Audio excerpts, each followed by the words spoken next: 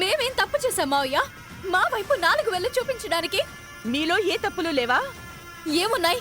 మీరే ఆలోచించండి. మేం ఆలోచించడం ఎందుకు? మా తప్పులని మీరు గుర్తించారు కదా, మీరే చెప్పండి.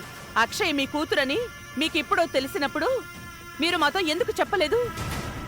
నాకు ప్రాణగండం ఉందని చెప్పాను కదా. నీకు ప్రాణగండం ఉంది, కాదనడం లేదు. అక్షయ్ నిన్ను అమ్మ అని పిలిస్తే గండం గాని మీరు మా దగ్గర చెప్పుకుంటే గండమేముంది?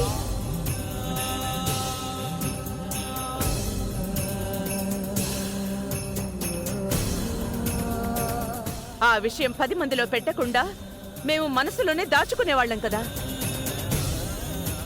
అక్షయ మా మనవరాలని మాకు ముందే తెలుసుంటే ప్రేమగా చూసుకునేవాళ్లం కదా.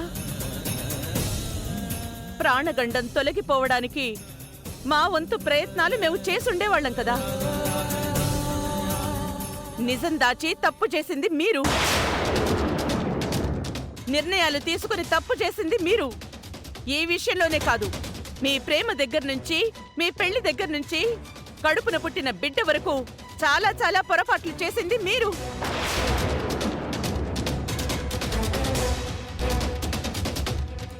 అవని శ్రీకర్లు ఏం చేసినా అది మనందరి క్షేమం కోసమే కదా అత్తయ్య. మా కుటుంబ విషయంలో నువ్వు జోక్యం చేసుకోవద్దు బావా. బావా మన కుటుంబ సభ్యుడు కాదా? అయినా సరే ఆయనకు కొన్ని హద్దులున్నాయి, అవి దాటకుండా ఉంటే మంచిది. చూడండి నాన్న ఎలా మాట్లాడుతున్నాడో.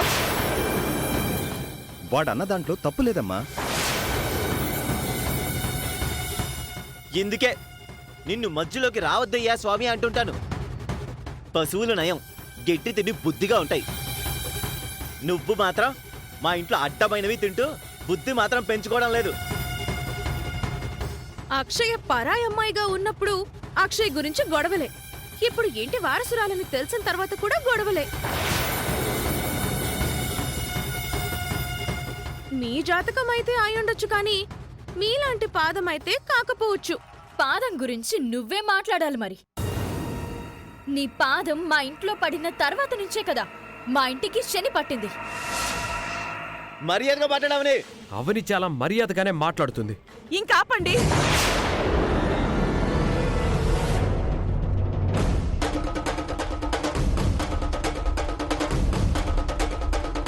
ఇలా గొడవ పడ్డం వల్ల ఉపయోగం ఏముంది? మీరు ముందుగా మాతో ఈ విషయాన్ని పంచుకునుండుంటే పరిస్థితులు ఇంత దూరం వచ్చుండేవే కావు.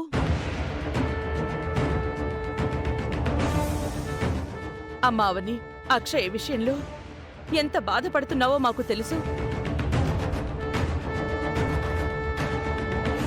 అక్షయ్ ఎక్కడున్నా మనం వెతికి ఇంటికి తెచ్చుకుందాం, తిరిగి రావాలనే కోరుకుందాం.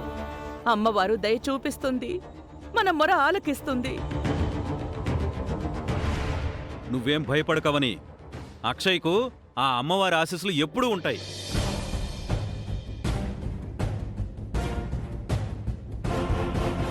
అదెప్పుడో సిటీ దాటిపోయి ఉంటుంది, ఇంకా తిరిగి రాదు.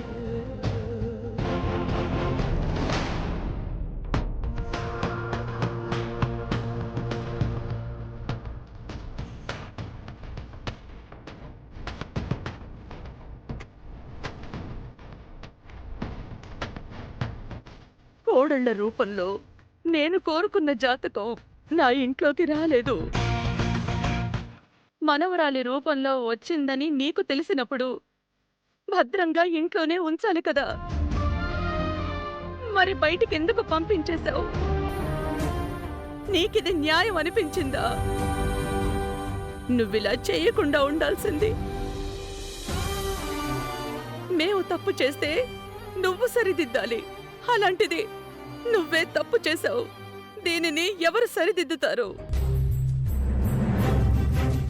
ఎన్ని సంవత్సరాల నిరీక్షణ నాది, ఎన్ని సంవత్సరాల ఎదురుచూపులు నా ఊరివి. నాలాంటి జాతకం గల నా ఇంట్లో మరో తరం, అక్కడ 10 ఏళ్ల మరో తరానికి భవిష్యత్తు.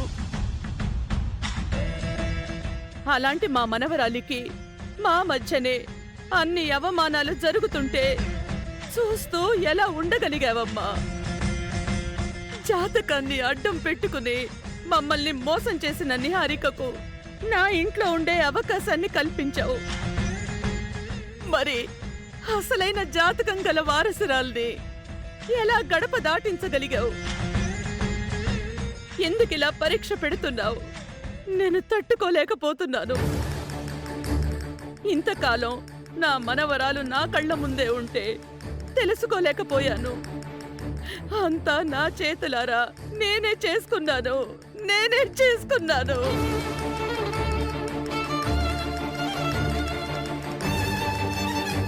నా మనవరాల్ని అపార్థం చేసుకున్నాను.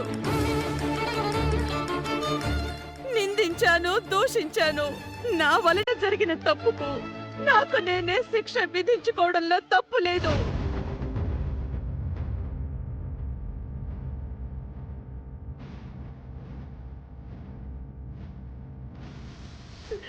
వేద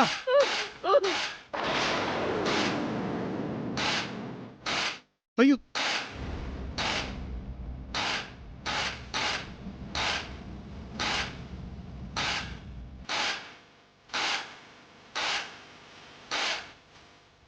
నన్ను శిక్షించు. నా మనవరాల్ని రప్పించు. నా మనవరాల్ని రప్పించు. లేదంటే ఈ పశ్చాత్తాపం నన్ను దహించి వేస్తుంది. అయ్యో వేద వేద ఆగు, నా మాట విను వేద. వేద జరిగినంత నీ తప్పేం లేదు. ఆగు వేద, ఆగు వేద.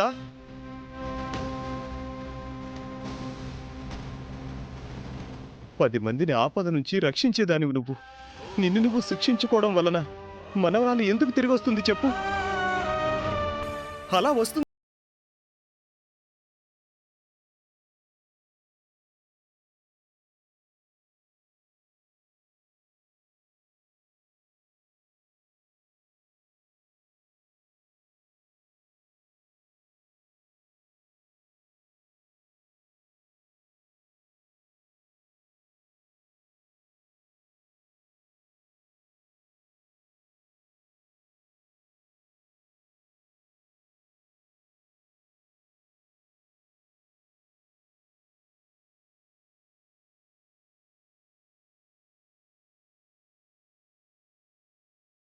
నిన్ను నువ్వు గాయపరుచుకోవాల్సిన అవసరం లేదు.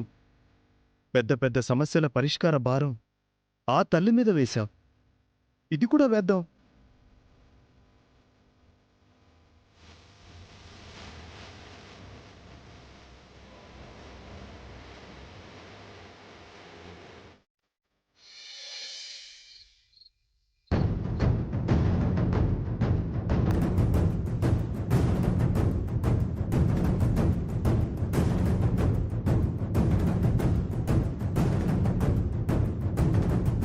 ఏమైంది?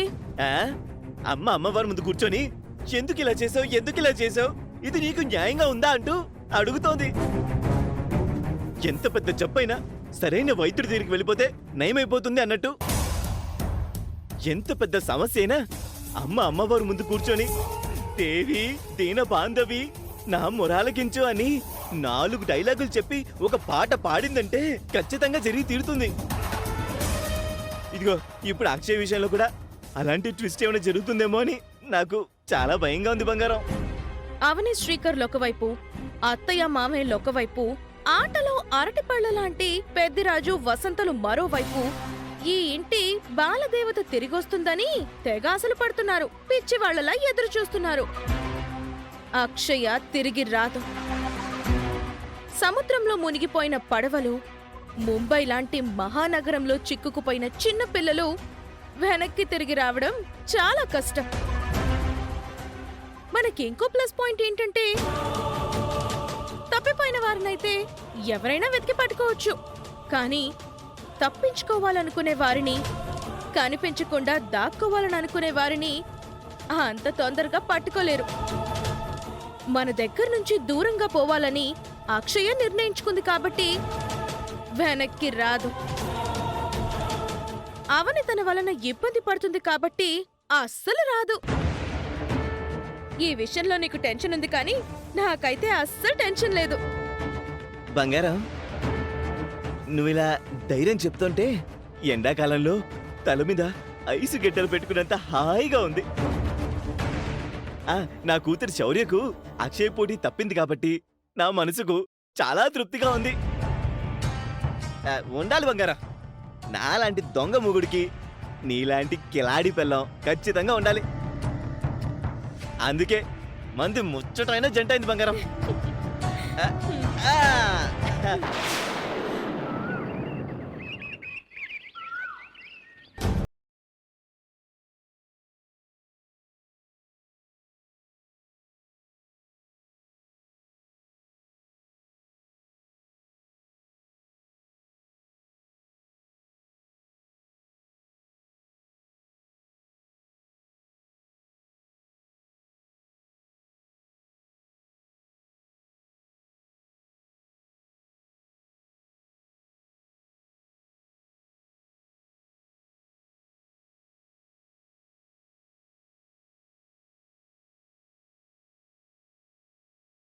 ఇంక మీరు అక్షయ్ మీద ఆశలు వదులుకోవటం మంచిది. అక్షయ్ ఎలా వచ్చిందో అలాగే వెళ్ళిపోయింది. తన గురించి అనవసరంగా బెంగ పెట్టుకోవడం ఆరోగ్యాలకి మంచిది కాదు. మన ఇంటితో అక్షయ్కి అంతే రుణం ఉందనుకుంటా. ఏం చేస్తాం పాపం. మీరైతే కన్న బిడ్డ కనిపించకపోయినా ఇంత సులువుగా మాట్లాడుకుంటారేమో కానీ మేమైతే మీలా చేతులు దులుపుకోలేము. రేయ్, మీ వంతు ప్రయత్నం ఏదైనా చేయగలిగితే చేయండి. అంతేగాని మా మనవరాలు గురించి ఆశలు వదులుకోమని మాత్రం మాట్లాడకండి. అక్షయ్ పూర్తిగా రాకుండా ఉంటే అన్ని రకాలుగా అడ్డం తొలగిపోతుందని అనుకుంటున్నట్టున్నారు. వీళ్ల తీరు అలాగే కనపడుతుంది కానీ అవని, మీరు మీ ప్రయత్నం చేయండి. నేను ఈయన చుట్టుపక్కలున్న అనాథ శరణాలయాల దగ్గరికి వెళ్ళొస్తాం.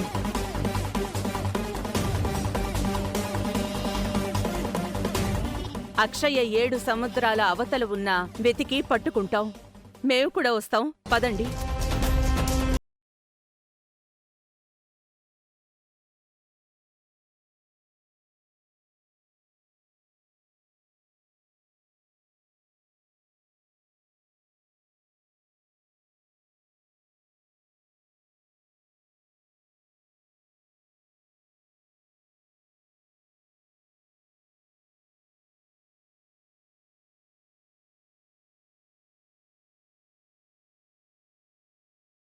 అవని పిన్ని జరిగిందంతా మీతో చెప్పలేదా ఏంటి?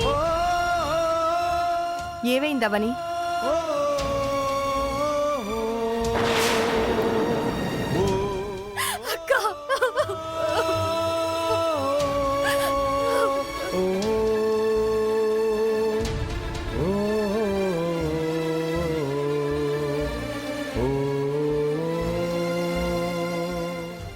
అరే, ఎందుకు ఏడుస్తున్నావు?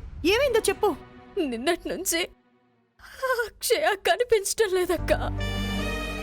అసలు విషయం చెప్పవని. నా కూతురు గురించి ఎన్నో సంవత్సరాల నుంచి పిచ్చిదానిలా వెతుకుతున్నాను కదా. నా కూతురు దొరికేసిందక్కా.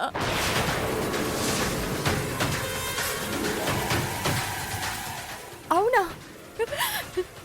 నా కూతురు ఎవరో కాదక్కా. ఇంతకాలం మా బిడ్డలా ఉన్న అక్షయే మా కూతురు.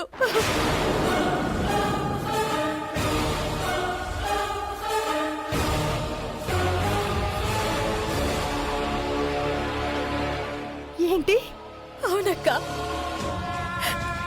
అత్తయ్య లాంటి జాతకం కలిగిన ఈ ఇంటి వారసురాలు అక్షయే. నేను అసలు నమ్మలేకపోతున్నానవని. నీతో ఈ మధ్య జరిగిన కొన్ని విషయాలు చెప్తాను విను. నీ కూతురు ఎవరో కాదు, అక్షయ. అక్షయ నిన్ను అమ్మా అని పిలిచిందంటే నీకు ప్రాణగండ ఉంది.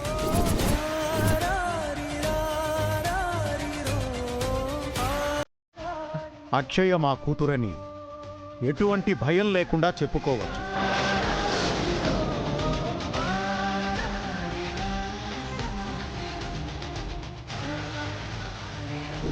ప్రస్తుతం మీ అబ్బాయి కండిషన్ సీరియస్ గా ఉంది. అవని వాళ్ళు వాళ్ళ కూతుర్ని తీసుకొచ్చే వరకు ఇక నీ మొహం మాకు చూపించుకు పో.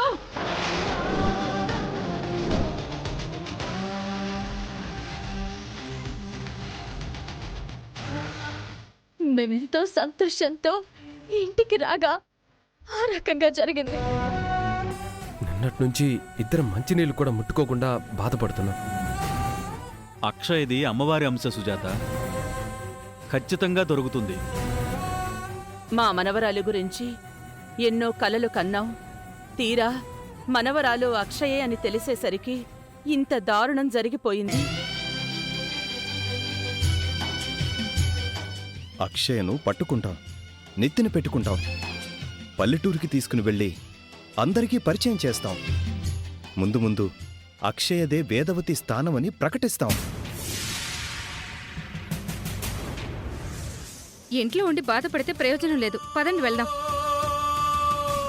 ఆగండి.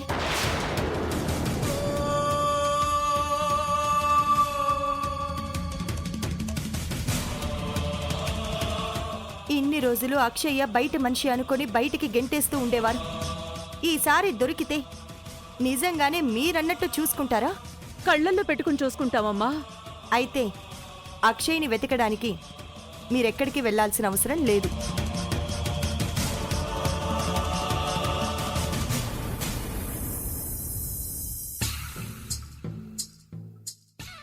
అక్షయ,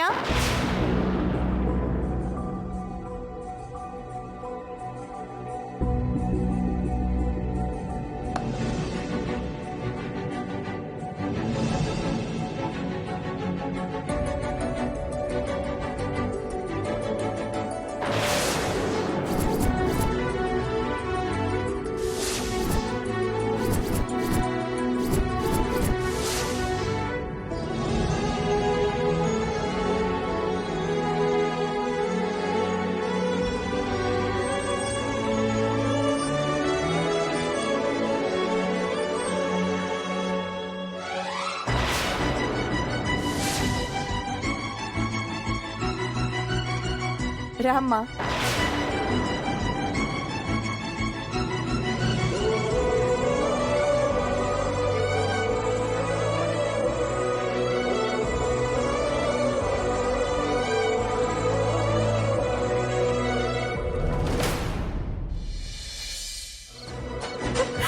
అక్షయ,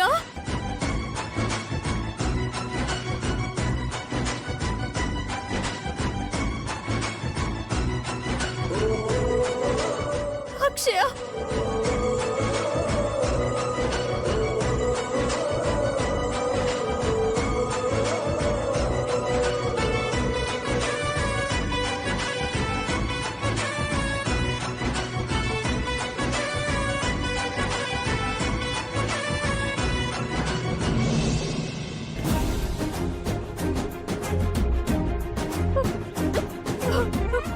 అమ్మోరు తల్లి వచ్చేస్తుందని చెప్పాను కదా, అలాగే వచ్చేసింది.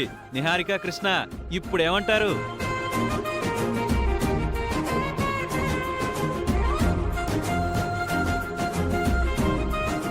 ఎక్కడికి వెళ్ళిపోయావు తల్లి? నీ గురించి ఎంత కంగారు పడుతున్నామో తెలుసా? ఆ దరిద్రులకు డబ్బులిచ్చి ముంబైలో వదిలేయండ్రా అంటే ఇలా చేశారేంటి? మా లెక్క ప్రకారం అక్షయ్ తిరిగి ఇంటికి రాకూడదు కదా. ఎలా వచ్చింది మరి?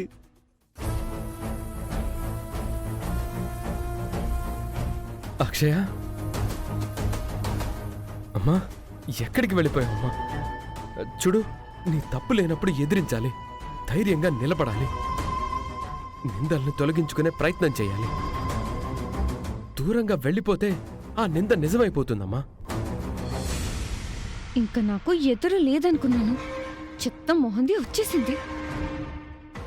అక్షయ్ నీకెక్కడ కనిపించింది?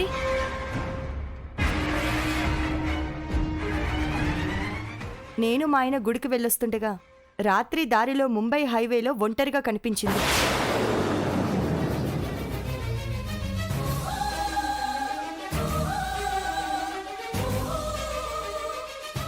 వెనక్కి రానని మొండి చేసింది. బలవంతంగా తీసుకొచ్చాం. బాగా భయపడిపోయింది.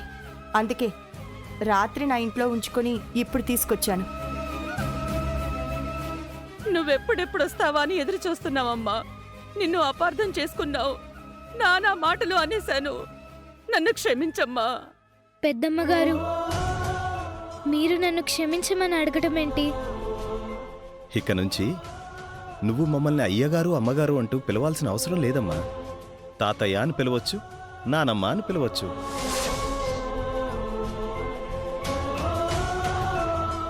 నేను అలా ఎలా పిలవగలుగుతాను? అలా పిలిచే అర్హత మీ మనవరాలికి మాత్రమే ఉంది. అవని మేడం వాళ్ళ కూతురికి మాత్రమే ఉంది. మేడం, మీ పాపని తీసుకొస్తామని వెళ్ళారు కదా, మీ పాప వచ్చిందా? వచ్చిందమ్మా. అవునా? ఏది? ఎక్కడుంది? నాకు తొందరగా చూపించండి.